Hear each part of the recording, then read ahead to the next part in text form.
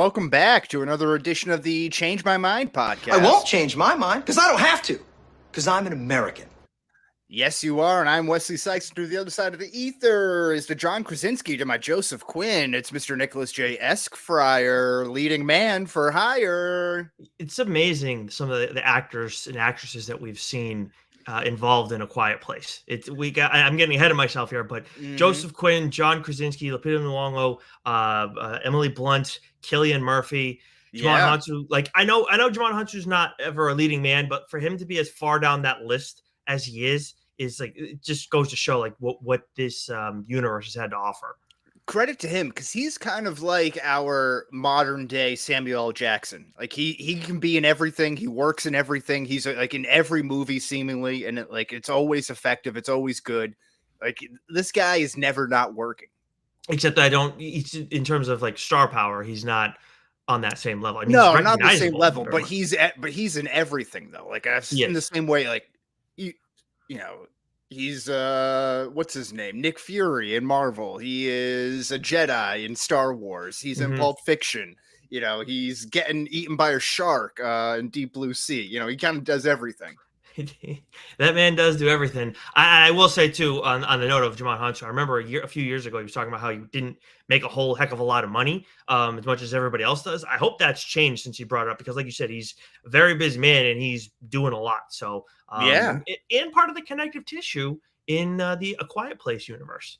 That's true. Yeah, one of the only connective tissues there. Yeah. That's absolutely true. And if you haven't already guessed, this week we were talking about A Quiet Place, but we are wiping the dust off the gavel because court is back in session this week, as we are holding an original versus sequel debate between A Quiet Place and A Quiet Place Day One, the prequel, third installment into the franchise here. But before we get to that, Nick. Of course, 4th of July just occurred. You might be hearing us talking about 4th of July for too long, actually. But 4th of July just happened. And what do you think of fireworks? You out? I've never been a big fan of fireworks. The only time I've really enjoyed them a lot is you remember my old place in Fall River, how I was on like the 8th floor of that building. Oh, sure. Yeah. That was a very fun experience, getting to see them light them up on the river. I was going to say they do it right underneath the Braga Bridge. Yeah. And getting to see that from my place, it was basically like the fireworks were going off at eye level for me. So that was a really cool experience, and I'm glad I had it. But other than that, I've never been big on fireworks, really. I think the only time I saw stuff that was like kind of impressive was Greece. It was for a volcano. So it was like very much something I had never seen before. Not as patriotic. Not as patriotic. No, those are the only two circumstances. So basically not big on fireworks. Are you?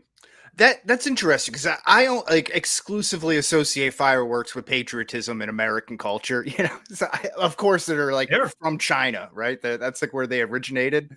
Fireworks, I think so, or somewhere in Asia. I think so. I think you're right. It feels like it sounds right there. But yeah, it's weird because like I've been a part of the New York City fireworks celebrations and seen them from like a rooftop area, and that's always cool when you can get a good spot. Fireworks in the city is very cool. Fireworks on the beach are very cool. When you're not a part of the fireworks celebration, though, like I was this past week, where you know we had a very quiet 4th of July.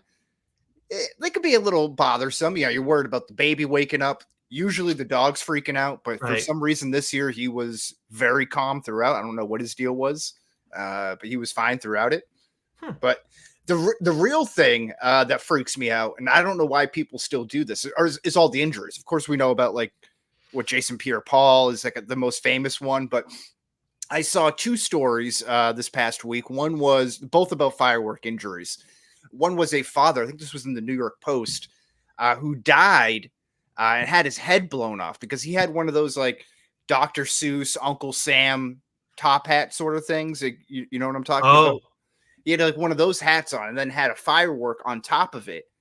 And he obviously was hammered, plenty of alcohol involved, and lit the firework thinking it was going to shoot off his head, but it blew off his head in front of his wife and kid. Jeez, dude. Can you imagine that? No, I mean that feels like it's made up. Like that's so absurd. Like It's like the wife and kid were like shocked because they didn't think he actually lit it. They thought he was just kind of like goofing around. And then like, obviously what they just witnessed is horrible. The other one were, two dumb kids. One kid was holding like not like a Roman candle, but just like your standard firework. And then the guy who was filming lights the firework that he's holding, and then the camera guy backs up, and then he's filming the guy holding his arm up, waiting for it to shoot off, dude. and then you don't see it, but you hear a big explosion. Oh god! And the guy's like, "My effing hand's gone, my whole hand's gone," and then it shows him like post out of the hospital with a nub, and it's like, how stupid do you have to be with like you're literally dealing with explosives, Dude. This is why, like, my dad told me growing up. fireworks in all likelihood from like. Listen, I love New Hampshire, but you're probably buying it on some like roadside stand here, like 100%. So I grew up definitely going to like in my high school, middle school years, would be at parties where they had like the adults were setting off fireworks. They had like a whole thing that they wanted to do at their house because they had the capability to do it. But I remember my dad saying to me at one point, "Listen, if you are ever around people that are like setting up fireworks, make sure you are a comfortable distance away. Do not do any of this, like that stuff with them." Like it was one of those warnings where it was like really sunk in. And I've never seen something tragic happen, but it just seems like you're literally playing with fire for just for this stupid like pop and crackle that you get. Yeah, exactly. And like I was dumb enough at a younger age where like, thank God that none of that ever happened to me, or I was never put into a position like that because a couple of Coors Lights into it, you might get it like, you get this like false bravado.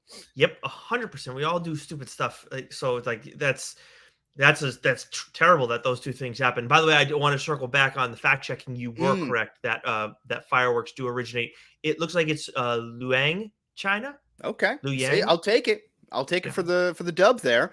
All right, but you are a New Hampshire guy. Now, this was kind of a conversation that was going off in our chat too. We have a 2-part intro question here, but you also grew up, not far away from the beach, right on the beach, some might say. So, are you a lake guy in the summertime? Up in New Hampshire, or are you still an ocean guy? Oh man, that's a tough question, Wes. I will admit to like getting like having an irrational fear when it comes to sharks because I've never. Sure. The closest I've ever had to like a shark experience, I think, was with you in Goo that one time way back. Oh yeah, down Sagamore Beach there. Yeah, that's right. There was like an alarm went off or something like that. But I forgot about that. I get a little like concerned about that, but at the same time, I've only on a handful of times swam in the lake. I've always gone to beaches. So I think honestly, I like the wilderness plenty, but I think I'd actually be more inclined to go to the beach. Yeah, I think I'm still a beach guy. I love lake life, and like mountain life, the New Hampshire, Maine, Vermont, in the summertime, like that's all really good. But I can't get away from my roots here. And talking about like videos and shark attacks and stuff, did you see the video that I forget what the beach? It's like Ronaldo Beach or something like that in Texas. Oh, where the shark attack happened? Where like there was like four or five shark attacks, and like there was one video of it, and they showed the woman. She had like her whole calf missing. Oh, you could see the actual bite there. I'm good. I'm telling you, man. When I went in we went on this like little small day cruise thing when we were in Greece, and we went in the water, and I was like freaking out beforehand. Like I didn't say anything to Lauren because I didn't want to. Like she knows now. Were you in like the open water, or were you close to shore? Or? We were like we're on an island, so like we're like a little off a little off. But like it's. We're in the Mediterranean Sea, which I'm not familiar with. And I looked up, like, how often do like shark attacks happen in the Mediterranean Sea? And it was like, oh, it's very rare. I was like, okay, all right, I'll get in. But I got in, and I would have like goggles on. I opened my eyes right away, and I did like a really fast scan every time. I was excited, and I'm glad I did it. But there was also a level of me that was like, I feel like I'm playing with fire right now. Yeah, it's the fear of the unknown when you're in water like that, because you can't see below you. You don't know how far below the ground is, and then like you just are having so much faith that like everything is going to go according to plan at that point. Yeah, I will say there was one point where we were like near a volcanic hot spring. I felt Hmm. much safer next to that than I did like when we were, in the actual like beach type water. Yeah.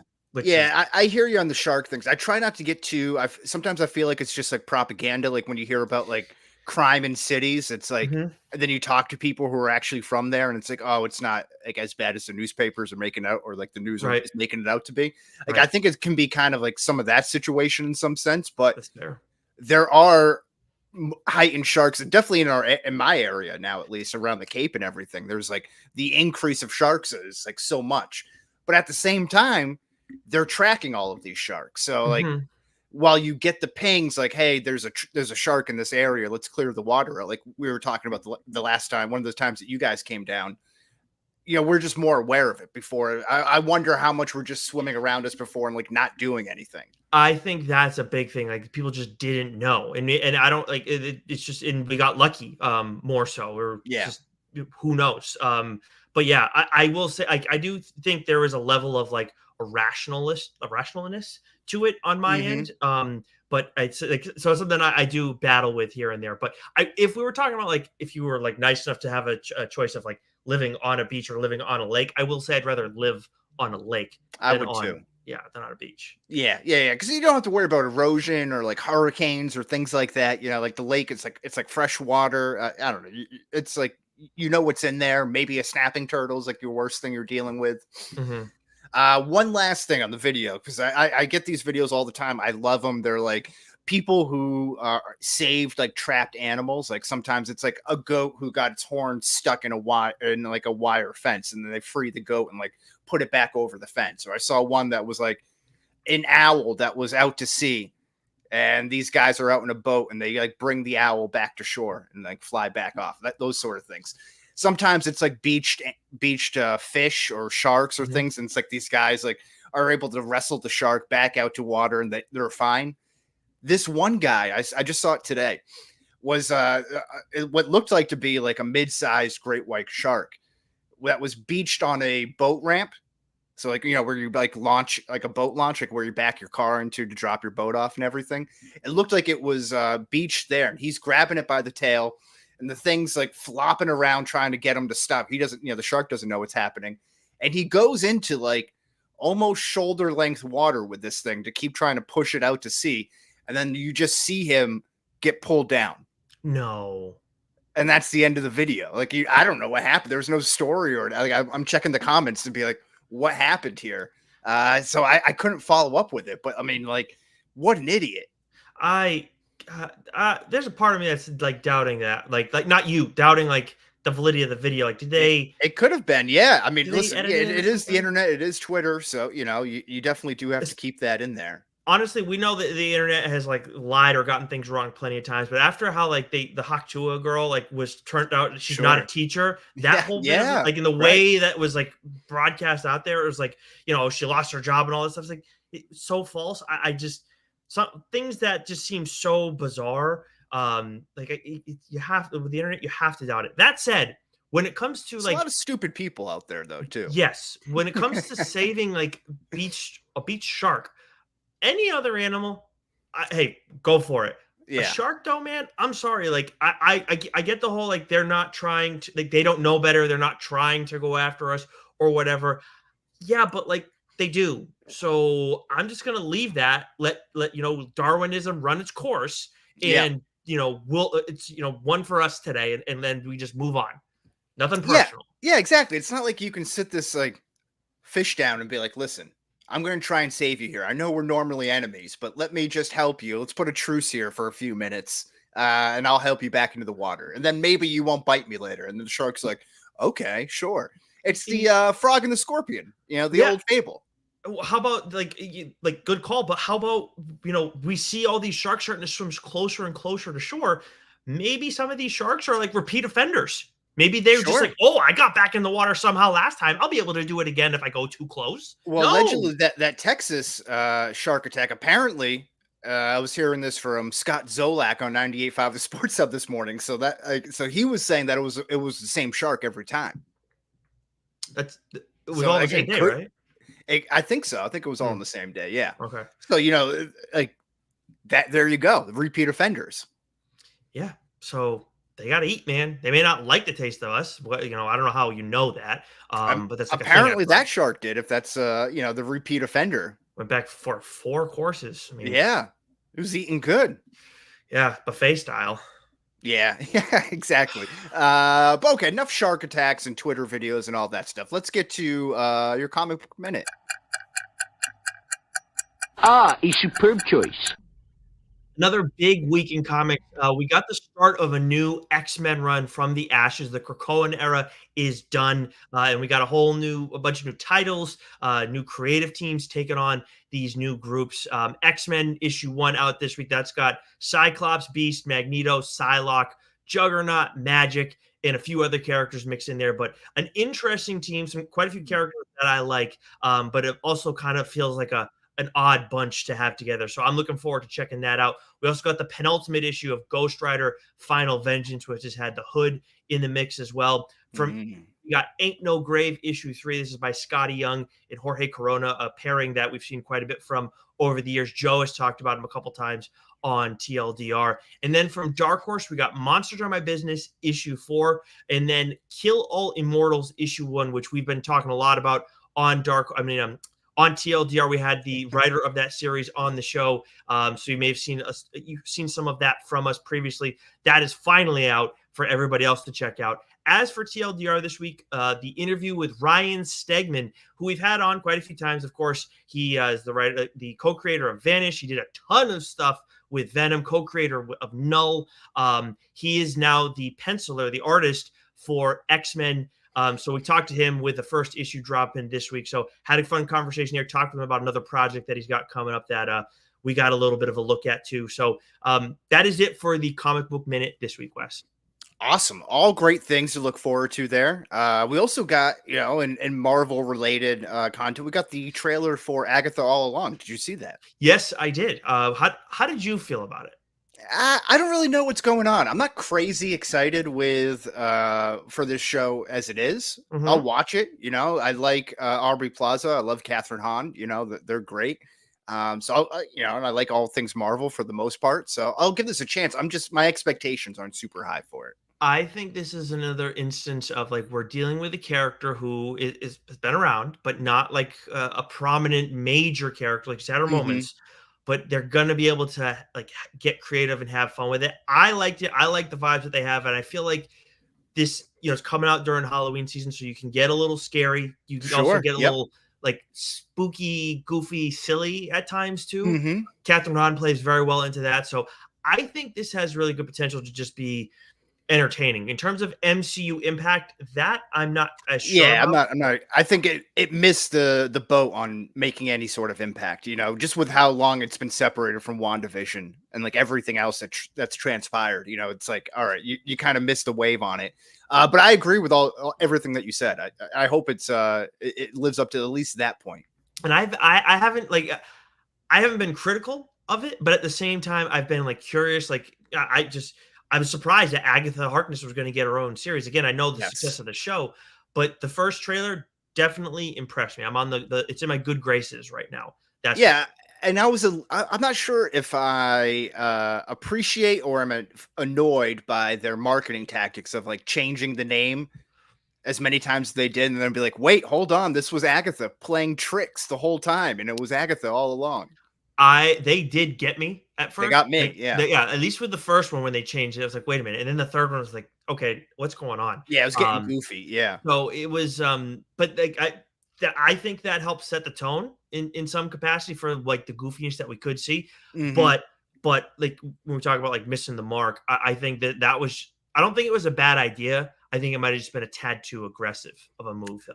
Yeah. It's definitely an interesting marketing strategy because it won the news for that day. It was all over the place when the name changes were happening, and then when it finally came out, I think there was another song that came out with it or something like that. I don't know, but nevertheless, Agatha All Along, interesting. Coming perfect in name for the show. September. Oh, of course. Yeah, I'll give it 100%. That is even if you didn't know about the marketing tactics, seeing what we saw in the trailer. The name of the show makes perfect sense. Yes, yes, absolutely. All right, let's get into the main topic here. Our original versus sequel debate. It's been a while since we've done one of Mhm. these, but it's always fun when we do.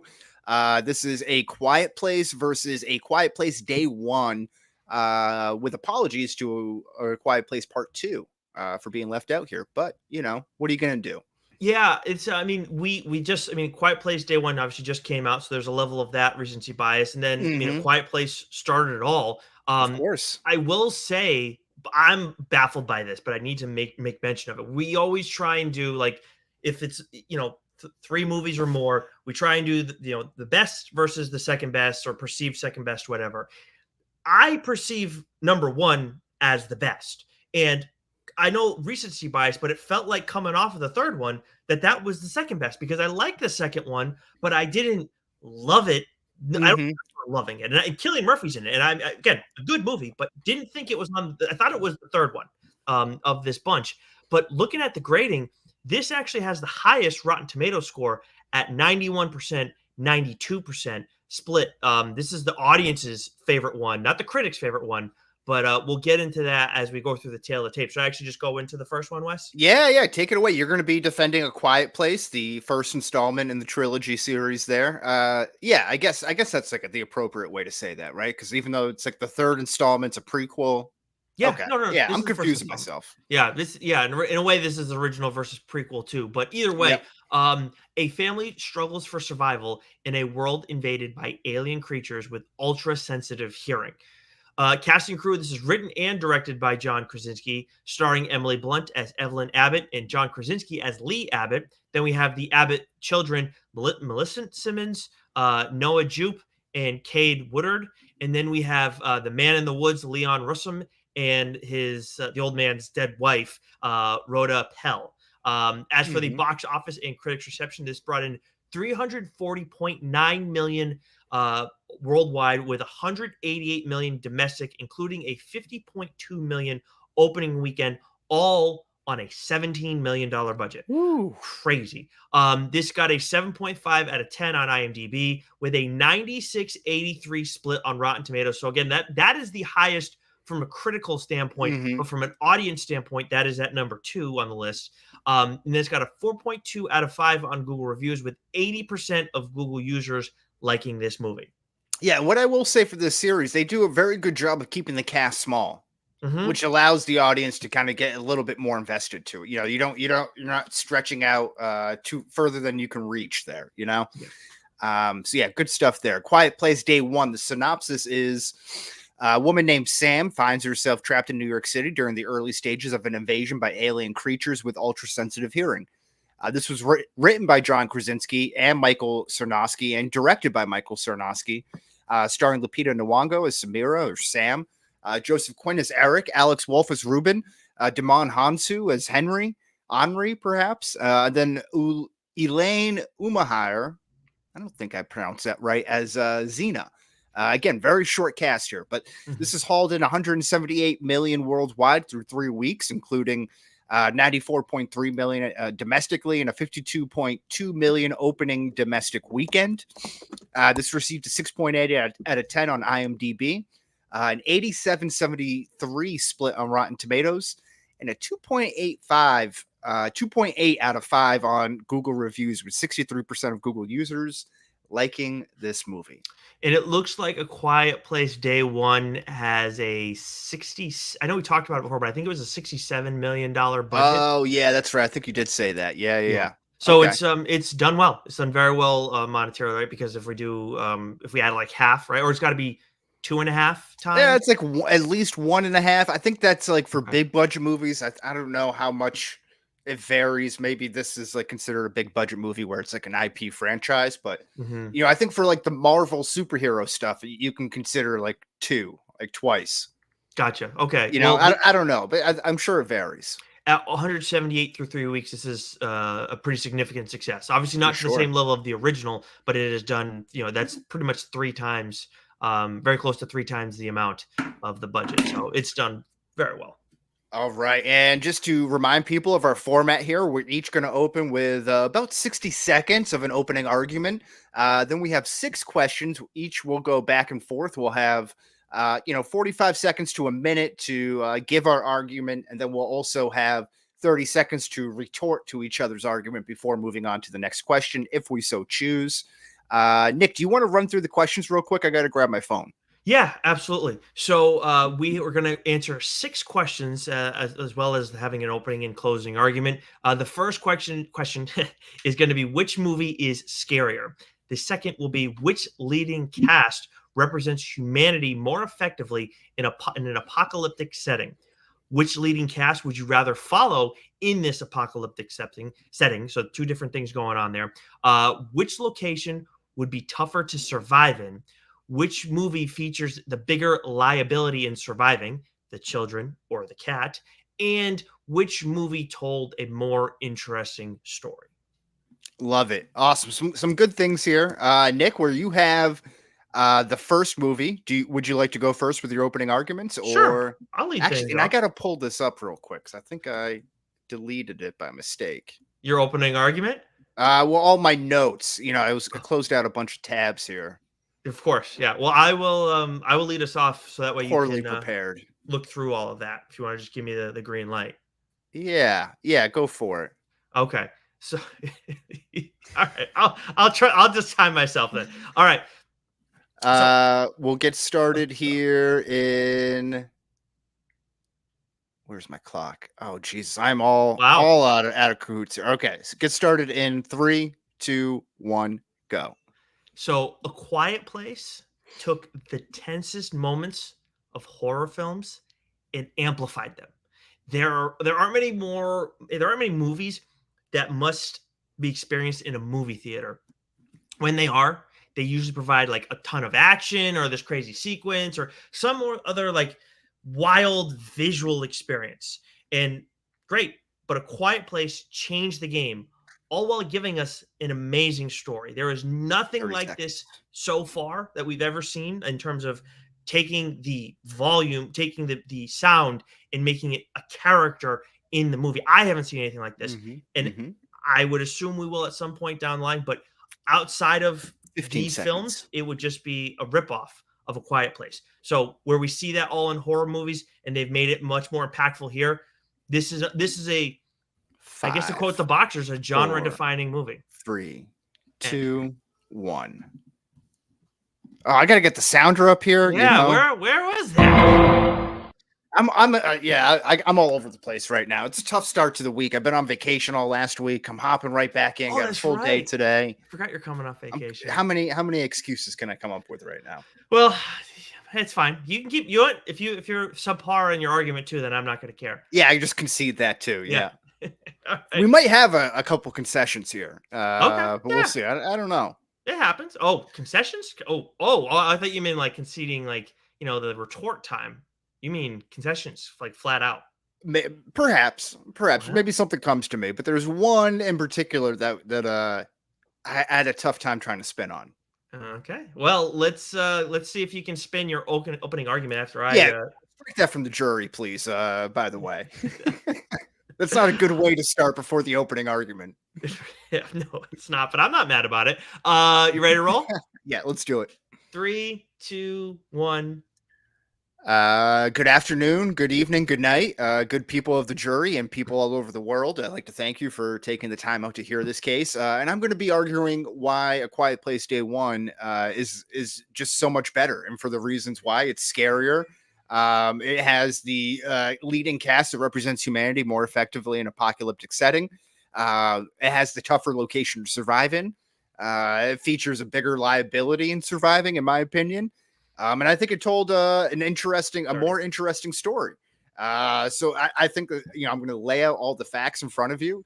It's very tough for a movie that is third in a franchise to do a lot of the things that it's done. But I thought this movie did a lot of those things very well, and I'm going to get into that as we talk about all of these debate questions moving forward. But I would just like for you, the jury, and the audience at home, to keep an open mind. And listen to all the facts and not be swayed by good looks or charisma.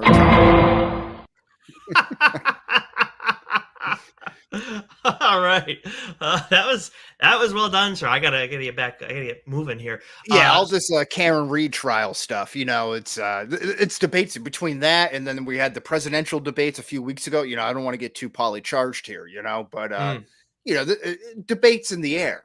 Court is Apparently, in the air. yeah. Apparently, I gotta wake up. So for the first question, you will lead us off on this one. Mhm. A very simple question: which movie is scarier? Oh yeah, sorry. I gotta give you the green light. Yes. Three, Okay. I was like, do I just hop in? 3, 2, 1.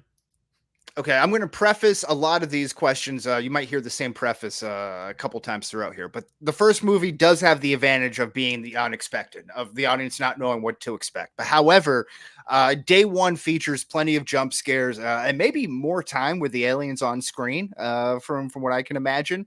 The idea, I think, is threatening a little bit more in A Quiet Place, the first movie, but in a vacuum, the notion of this being set as day one has a scarier feeling within the universe. In the first movie, they've already lived among the aliens for some time. There's some sort of knowledge, institutional knowledge that's been built up at that point. But in this vacuum for this universe, day one is far more scary because it's happening to you for the first time, or happening to the people within that universe for the first time. Okay. And they're figuring everything else as their world is getting overturned. And that's it. Yeah, that's my time. Nice. Well done, sir. All right. I will I'll take a quick 30. Okay. Retort. All right. Retort coming in 3, 2, 1. So my one knock on this film, as much as I enjoyed watching it, was when it comes to the scariness, we know, or I have this sense the entire time watching Lupita Nyong'o's character that she is safe until the very end. Seconds. And then the very end, obviously, she's going to pass in some way, shape, or form. I thought they did a great job with it still, but at the same time, she feels safe. Not as much. You can't say the same about Eric, but that made things just slight bit less scarier surrounding her when you're talking comparisons. 1. Stop. Okay, I think we got it. I think we cut out there, but I think we're good. Oh shit, we cut out. Damn. I think I did. I think I had the 1 bar icon. In my screen. That'll do it. I'm usually good for one of those an episode.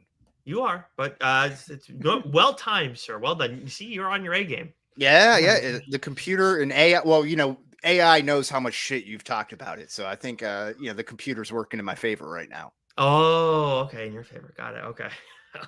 All right. I will take my full minute now. Yes. Which movie is scarier? Nick is going to give you the argument for A Quiet Place, starting in 3, 2, 1. So Wes actually hit on what I was going to do to take away the advantage that A Quiet Place, the original, has over the others, where there's a lot of unknown going on with these monsters. The biggest thing is, similar to my retort about A Quiet Place Day One being not as scary, is the stakes are extremely high in this movie. They are in the first 10 minutes, like nobody's going to be safe in this thing, especially because we don't know this movie to be like an IP that it is. It just could be, one thing and then like it could be a one-off and that's it. Because that little kid gets offed in the first 10 minutes. I actually paused it afterwards. It was like 11 minutes in, but factor in like, trailer stuff, or you know what I mean? Credits and title card. So there's so much in the way of the rules of the sound that we learn that make everything terrifying as well. And then on top of all that, not to bury the lead, Emily Blunt is giving birth in the midst of anything, and she has a Home Alone nail situation. 1. Oh, I almost didn't get that in. Jeez. All right. Okay. All right. That's good stuff. Yeah. Thanks. But yeah. So there we go. All right. I got everything out that I needed to say. Wake up, man. All right. You got 30 seconds on the clock to retort in 3, 2, 1. Yeah, I still think, again, having the time to know your enemy a little bit, like we do in A Quiet Place, compared to like being there on ground zero for the day one of the invasion. It just adds is completely different as far as scariness. It's a real shock to your system. You get that fight or flight feeling going through your body there, and you don't really know what's going on or where to go. I think the Abbott family has the comfort of 5, living in a home, even if they can't speak and they have to live life 3. pretty poorly, there is a little bit of sense of security that's not there. So close. No, Sorry. I got it right. And day one, it's like that part Yeah, got cut yeah. off. Yes. And you still got it in. I want that stricken from the record. Yeah, right. Okay, question number 2. Which leading cast, the Abbott family or Sam and Eric, represents humanity more effectively in an apocalyptic setting? Okay. So right. you got 60 seconds on the clock for you to start, or is this for me here? No, this one is for me. Okay, yeah, that's right. I started. Okay, I already forgot that. All right, 60 seconds starts in 3, 2, 1, go. So I already talked about how the first 10 minutes are so crucial and so pivotal to this movie from a scariness standpoint, but it also plays into the story in terms of like the representation of humanity. Like things like if you have a child in this type of setting, bad things can happen to them in a blink. You cannot take a breather whatsoever. And it's unfortunate because like the sister, she didn't even think that she was doing a bad thing. Unfortunately, the littlest brother, you guys didn't follow through with him completely and see him the whole way through. And that's what led to, the unfortunate ending of him. You have Lee, who's played by Krasinski. He's a great representation of what a dad would strive to be in this setting, where he's doing everything and he knows he needs to take care of everything. But at the same time, he also knows he's got to be the first one to go if something happens. And I think he had a little regret about that with his youngest son. 4, and then similarly, you could say that about 3, Evelyn too. And she's also has that high tolerance of pain. God, I got to make sure I lead with Emily Blunt next time because she crushes it in this movie. But anyway, she does. Yeah. 30 seconds on the clock, or do you want to do once the No, 30 seconds. So, yeah, we'll keep it. Yeah. 3, 2, 1. Yeah, my biggest comment on this is Abbott, Lee Abbott, the father, John Krasinski, should blame himself for a lot of this because he leaves his 2 kids walking behind him to cross the bridge when he should be anchoring that line to be the first one to go, and so he can keep an eye on everything. Like, why wouldn't you have your kids in front of you when there are aliens literally lurking all around you and you're just letting them tail behind, dragging ass? So, that's not a great representation of humanity or fatherhood, speaking as a father. That was a good punctuation mark right there. Well done, sir. As a father of a daughter, I can father. I can say that now. All right. You got a minute to explain why your leading cast of Nwongo and Quinn represents humanity more effectively in an apocalyptic setting. 3, 2, 1. Certainly there is a relatable dynamic of the family and the young kids. I think it's easy for the audience to identify with. Everyone is a part of a family in some way, shape, or form. So whether you see yourself as the father figure, mother figure, or the child, everyone can kind of pick their role and identify with, and it kind of pulls on your heartstrings a little bit. However, I love the idea of strangers banding together despite not owing anything to one another, other than genuine care for human life.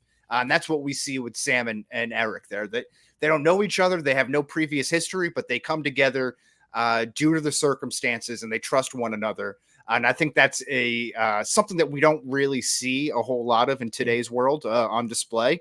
And I found that to be a welcome sighting and very refreshing to see. So I think that's like the ultimate thing about humanity. Nice. Family stays together, but if you can band together as a people and as a race, like a human race, not like skin color or anything like that, that's good. That's good. There you go. That was tough time. That was some real deep thoughts there. It was. You were getting going. You were feeling it. I respect that. I felt like you let me go for a little bit there. I might have. You were like trying to make a real you were making a very fair point, and I thought it was worth hearing it out in full. But then when you had that pause, I was like, yeah. I know. I was like, you can't end on the race thing. I'm going to let him go for a couple seconds there. Yeah. There we go. All right. Good stuff. Do you want 30 seconds on the clock to retort? I do, please. All right. Starting in 3, 2, 1. So I think your point kind of helps what I was going for. Is it is refreshing what we see with Nyong'o and Quinn in this movie, but it's not necessarily the best representation of humanity. It's the best representation of what humanity should strive to be, 15 maybe, seconds. but it's not what we see all the time. Whereas with the family, like this is what like you're trying to live in an apocalypse, and I'll be talking about that in some capacity 5, later. But yours is what we strive to 3, be. The Abbott family is 2, what we are. 1. Nice. All right. Yeah. All right. All right. The next question, you will be going first on this one, Wes. Which leading cast would you rather follow in this apocalyptic setting? This was a question that you picked out. I know. I find it very interesting because of us one individual. But we'll see where you go with it. 60 seconds on the clock, sir. 3, 2, 1. Yeah, this is the one question where I thought like I might have to concede this because as much as I just shit on Lee Abbott for being a poor leader of his family and letting his kids drag behind him while they're crossing a bridge, I might have to lead Sam and Eric in day one. Like it might have to be me because it's certainly not Eric. And Sam, though she is the leader of the two in this movie, she's dying. She doesn't give a shit about anything, and obviously that's not the case. She does care about Eric, but like her investment level is not as high as like someone who is not terminally sick. So I think that would be difficult. Obviously, she wants to go to pizza up in Harlem at Patsy's for some odd reason. Like that seems crazy to everyone. And then when everyone is going down to South Street Seaport, she's going the other way back uptown there. So again, good idea to not travel in the herd, but I'm not sure if I would want to follow her because she may have different intentions than I do. I was going hard on that one there. Yeah. Well, you got to make up for the previous answer. Yeah, this is true. When you said "do," honestly, I thought you were like done. Yeah. All right. So do you want to retort, or do you just want to go right into it, kind of snowball them together? What do you want to do? No, I'm going to do my 30 here. I'm going to do my 30 here. All right. 30-second retort starts in 3, 2, 1. So Wes kind of made my point for me in this one even a little more directly this go around with like Sam she's kind of like she's not worried about surviving. She's going to do her thing because she knows her time is coming to an end. I respect that. Totally fair. But I'd rather try and figure out my situation. Maybe you stay with her for a bit because she's smart, but that's about it. Joseph Quinn's character, Eric, forget about it. I don't want to be anywhere near the guy. 5, but 4, and then you have the cat that's being prioritized. 3, totally get it, 2, but at the same time, not in this setting. 1. Those 30 seconds sneak up on you sometimes. They do. They go fast there. Okay, but 60 seconds, you get 2 30 seconds in this one here. So wow, keep that in mind. A little bit of a boost. Hashtag 60 seconds on why you would rather follow the Abbott family in an apocalyptic setting starts in 3, 2, 1. So I understand with the Abbott family, like I wouldn't be a priority if I'm not their kid. I totally get that, totally respect that. So that is like the one knock that you have. But at the same time, I know that we would be helpful to Lee, would be helpful to Evelyn in whatever ways that we would, be best fit.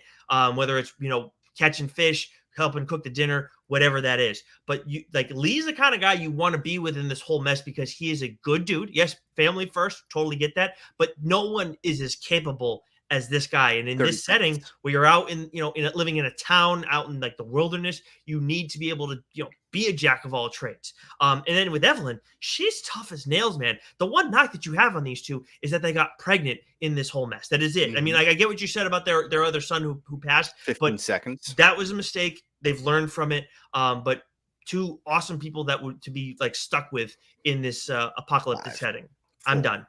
3, Time. 2, no more. 1. Goodbye. Okay. All right. Yeah, I think those are all good points. Thank you. Yeah, I think those are all good points. Do you want your 30 seconds to try? No, because I've already conceded this argument here. It's so tough to build an argument for Sam and Eric. Yep. I probably could have taken the angle of being an outsider in the Abbott family, but you brought that up already as well. Yeah. So yeah, point to you, friend. Thank you. Look at that. I need it. All right. So next question is we're at number 4 on our list of 6. Which location would be tougher to survive in. You know, the way we worded this, it's it's better for the sake of the movie to have a tougher setting, right? Is that how? I don't know. Yeah, I was kind of interested in that. Yeah, so tougher to this is my question. Die in, tougher to live in.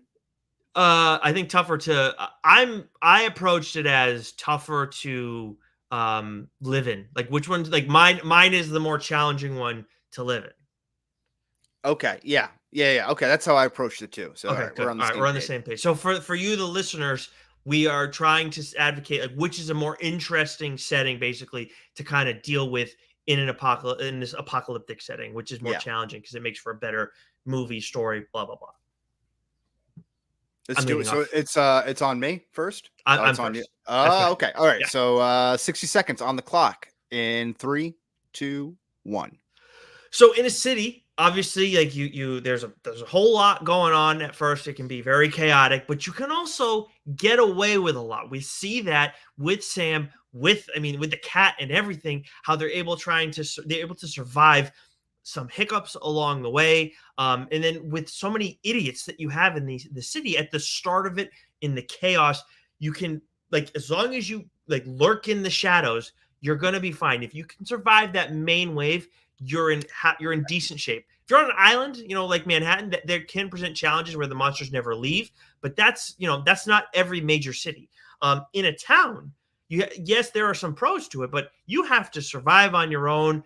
Yes, there's peace and quiet, but you have to be fully self-sufficient. And as a parent too, you'd have to take care of kids and everything. And still in all of this, you can't afford to make a sound. We find out in the first 10 minutes, you have all that sand everywhere. There's a lot of work that goes into it where you can pick stuff up when you're in a city. Okay. Do you want 30 seconds or do you want your full 60? No, I'll go 30 seconds to retort there. Yeah. Okay. It's honestly, it feels like I don't know half the time. We've rescinded on 30 seconds. I know, yeah. A lot for a while now, I feel like. Yes, it's a coin flip. Who knows? Maybe I'll rescind the next one. Oh, look at that! It's half the fun. Keep you on the toes. Yeah. Okay. 30 seconds on the clock. 3, 2, 1. So I know we argued this last week when we were reviewing a Quiet Place Day 1. We actually had the same question in there. So and I kind of argued that it would be tougher to live in out in the woods because of how silent it is. But there are a lot of eases here, which I'll get into in my answer. But the ease of being able to grow food, to be able to have clean water, to be able to live in seclusion and not have other people be a liability. All those things make it a little bit easier to live out in the country. Look at that. All right. 60 seconds on the clock for you to make a case why living in a city in this apocalyptic setting is more challenging, tougher to survive in. Yes. 3, 2, 1. Surviving in New York City is pretty tough when it's not an alien takeover site. I can speak from firsthand experience there. Bravo. It's a food desert for starters. With very little land for agriculture and clean water. So any sort of food that is there, how long is it going to last? You're going to need non-perishable, Little Debbie cakes. It's not anything that's really going to, give you anything for sufficiency. I don't think that's a word. Anyway, it's very close quarters. So while you can go up, skyscrapers, high rises, and go underground in the subway, there are fewer places to hide quietly. You mentioned being able, you have other people around you to kind of take some of the heat off of you. Darwinism kind of plays an effect there, but with all the rubble that's everywhere from the aliens kind of fucking shit up, for lack of a better terms, or broken glass, for example, squeaky doors. There's a lot of things that you can't really account for. Okay. Yes. You feel like you got shorted there? A little bit, but I was dilly-dallying around, Okay. You're what killed you was the what's the word that you thought you made up? I'm not sure if you did or not. Sufficiency. Sufficiency. I think that's a word. We can do a quick, I think I'm trying to say sustenance. Oh, and it looks like sufficiency is not. No, I don't think it is. No, that's too bad. Sufficiency. Just a couple of wordsmiths on the podcast here today. Yeah. Yep. Yeah, we're batting 1,000. All right, yeah. I will take my 30 seconds. All right, that starts in 3, 2, 1. So I understand in terms of not being able to grow your own stuff and everything 100%, but not everybody has a green thumb. Not every bit of land that you find you grow food on. Yes, maybe if you're near water, you can fish and stuff, but it's going to be difficult. Whereas in the city, again, if there's a lot of people that survive, it can make some challenges, but you're going to be able to find a lot of non-perishables and make your way on that alone for a good while. So 4, that is 3, makes all the difference if you 2, don't have, a green 1. thumb. Focusing on the green thumbs there. I like it. Have to. It's the only angle. It's really the only angle that there is there. All right, you will lead us off on our fifth and penultimate question of this survey. Which movie? This may be the most interesting one of them all. Which movie features the bigger liability in surviving, the children or the cat? Right, Wes. You have 60 seconds to make a case for the. I'm assuming you want to make a case for the cat being the bigger liability, right? That's what. Yes. That's the angle. Yes. Okay. Yeah. 60 seconds on the clock. 3, 2, 1. Yeah, it's tough to argue against the children because one literally dies, right? So that kind of creates a little bit of a problem there. But the cat makes some incredibly stupid decisions that put a bunch of humans in harm's way, where you can have that conversation with a child, depending on how old they are, and they can understand, at least to some level, that their actions can have a domino effect and really affect everyone around them, their family, the people that they're staying in the shelter with, whatever the case may be. The cat, though, there's no talking to a cat. There's no convincing a cat. They're like, hey, man, like we were talking about with the shark. Hey, man, we really need you to keep quiet here. So let's not ring any bells or like cause any trouble, go after any mice or anything like that. Or don't like run off to an alien buffet or whatever that is in the construction site there of a Quiet Place Day One. The cat like literally almost kills the entire survivor group like in the first 5-10 minutes. Huge liability. Would you like 30 seconds or do you want the full 90? This is actually a tough one because I do feel like mine is more of a liability, but I feel like it's just, you know what? I'm going to do 90. I'm going to do 90 and go with that. Now you can really talk about Emily Blunt too, if you want. You have plenty of time to do that. Yeah. But that starts 90 seconds in 3, 2, 1. So in the first 10 minutes, you find out, right? I mean, like, yeah, you have the cat at the beginning of Quiet Place 1 or year 1, where it's, rings the bell and almost gets, Sam killed and everything. But in the first 10 minutes, we actually see a child, get off right away. And that's not just because he's a little kid and he doesn't understand. You also have an older daughter who is probably 10, maybe somewhere between 8 and 12 years old, somewhere in that range, where she really should know better. And she didn't. And that would play a part in, unfortunately, Bo, getting offed. And on top of that, like the reason that they were in the city or the town dealing with all this stuff is because Marcus, the middle son or the older son, got sick in all this. Seconds. And then on top of that, that event has such a massive impact on Reagan, the daughter, as the whole movie goes along, and that plays a part in like her going off on her own, and then her mom has no idea where she is, or at least Krasinski making decisions. So, and it is also not talking about the kid who's not born yet. That creates that creates problems for Emily Blunt in the course of everything as well. So it is a massive issue having to deal with the kids. With 75. Cats, you can look. I'm not saying you'd want to abandon a cat, but it's a lot easier to do that than a kid necessarily in all this. So that's kind of where it's like that. That's why it's like 5, it's not so much of a conversation 4, for me. It's like, kid, you can't 3, do that with. Cat, if 2, you have to, you will. 1. Oh shit. Oh. There we go. I gotta just. There we go. Oh, excuse me. That was March Madness right there. See, I my initial urge is to stop the clock, but no one cares about the clock. We know the clock's over with. So like this is very true. Played that one in a while. That's some good throwback stuff there. I'm just playing all the hits. All right, you got 30 seconds on the clock. You want? Yeah, I guess so. Yep. Good luck spending this one. 3, 2, 1. Yeah, it's still the cat in my mind because children are redeemable and cats are irredeemable. So like anything the cat does feels malicious, and if the children doesn't, it just feels like they don't know any better. It's ignorance on their part. So I'm not sure if they can really be to blame. I brought the children into this world. They're my responsibility to care for. I did not birth a cat, nor did I necessarily enjoy cats at all. So no, the cat is the bigger liability, and probably Sam to make a greater point, just for bringing that cat around.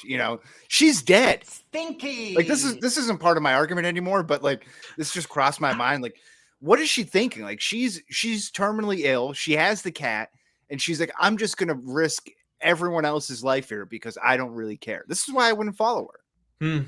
Well, I mean, in the end, she's told what's his face, Eric, to leave. Like, Yeah. Look, I wouldn't do it, but I see her logic. She's like, I'm gonna die. I want to have my cat with me till the end because the cat's my best friend. That's all I got left. So and it's also, I guess it's really Ruben's fault too, right? Because Ruben has the cat when they first meet at that shelter place, and then he hands it off to her. Mm-hmm.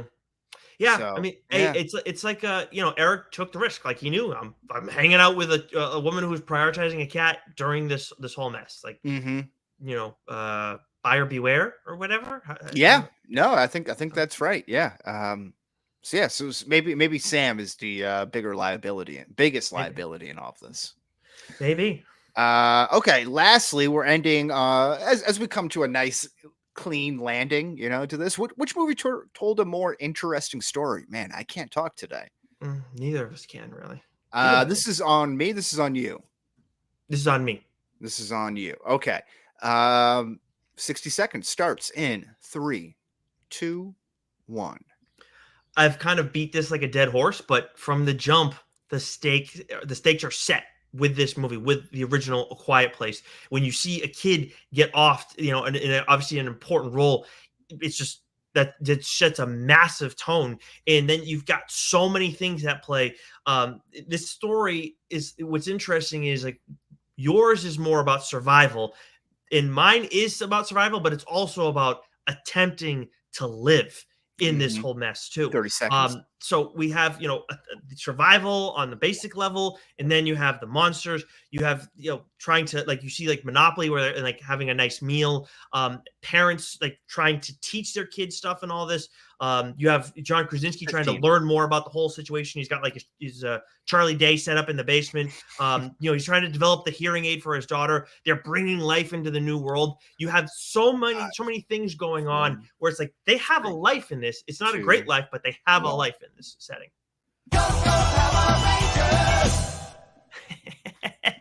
There we go. Perfect. All right, you want 30 or 90? Give me 30 seconds here. 30 seconds on the clock to retort. Actually, no, you know what? I'm going to concede my time. I'll just give me the 60 seconds here. You just want 60 period. I just need 60. I don't need. Yeah. We're editors, we can speak with brevity. That you definitely can. I struggle sometimes. I think our listeners know that well by now. We'll see. Which movie told a more interesting story? We're foregoing the retort against A Quiet Place, the original, but now arguing on behalf of A Quiet Place, Day One, not brief at all. 6 seconds. 3, 2, 1. Yeah, so again, just like Nick had said off the top, this A Quiet Place, the first one has the advantage of being first. However, I think Day One tells a great story for a trilogy movie that's a prequel, where the storyline is fresh and it doesn't really let the audience feel story fatigue. You're not really bored by these aliens and this whole setting of like an apocalyptic alien takeover. It's a fresh setting. It's with fresh characters.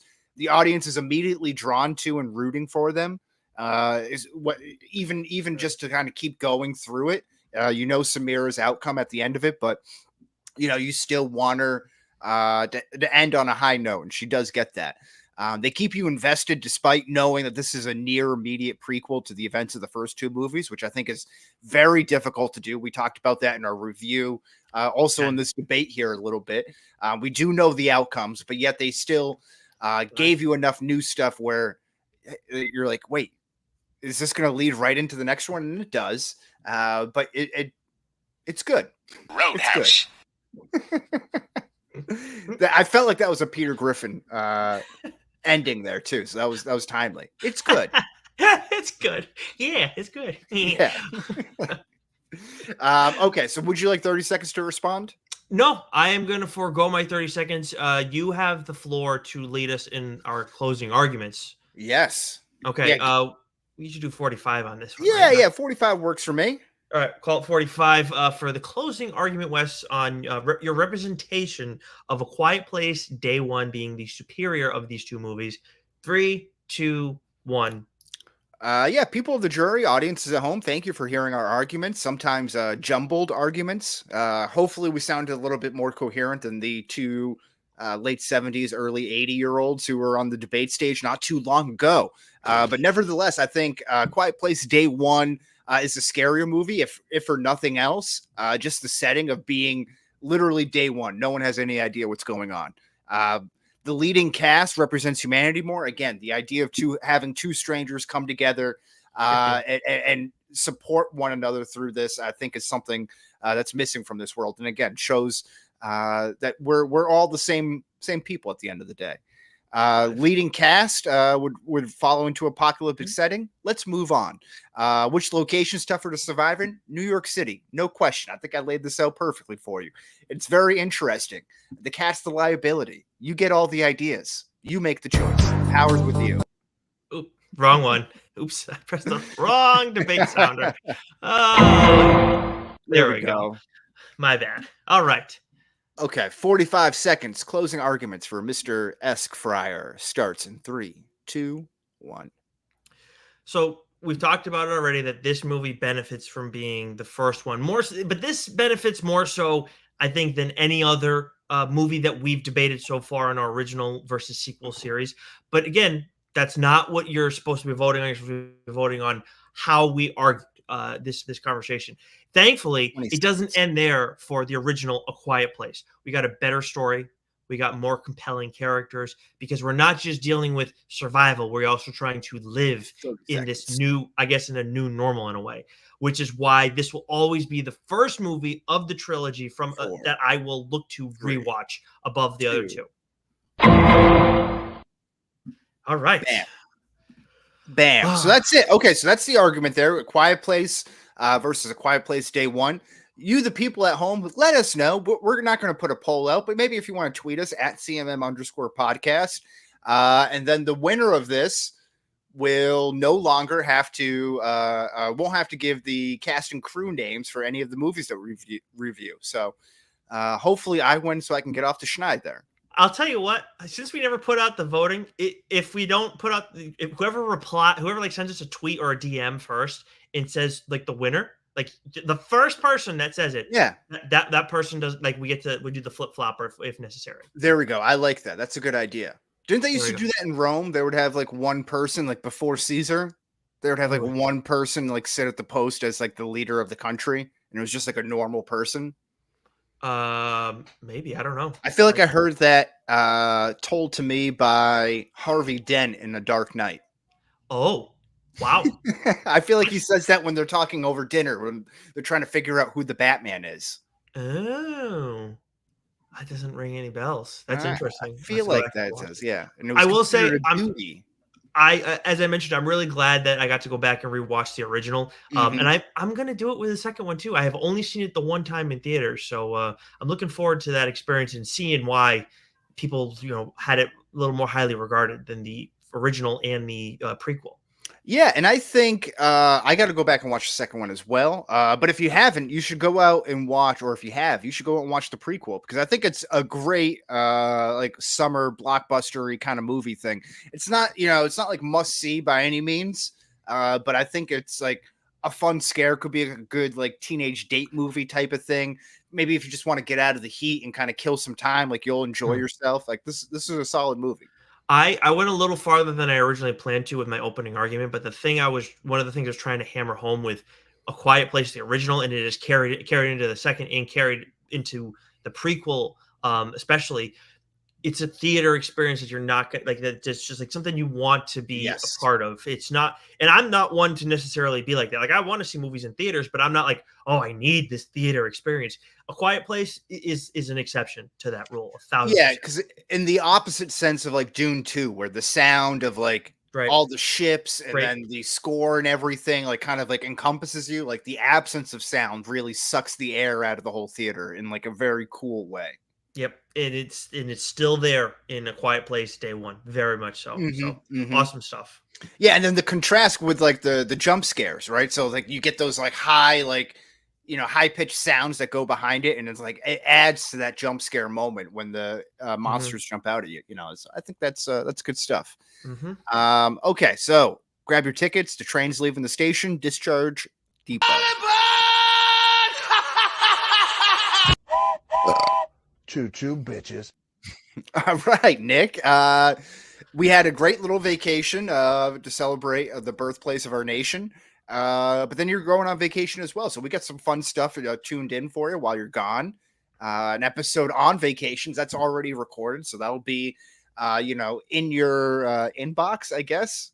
On your listening device. There we go. Thank you. Yep. Same bad time, same bad place. But are you excited? Are you all ready to go? I am very excited to head across the pond and check out a few more stops that I have not seen. Because my honeymoon was the first time I've ever been out of the country, so I'm excited to do it again and check out some places that have a lot of history to them in various ways.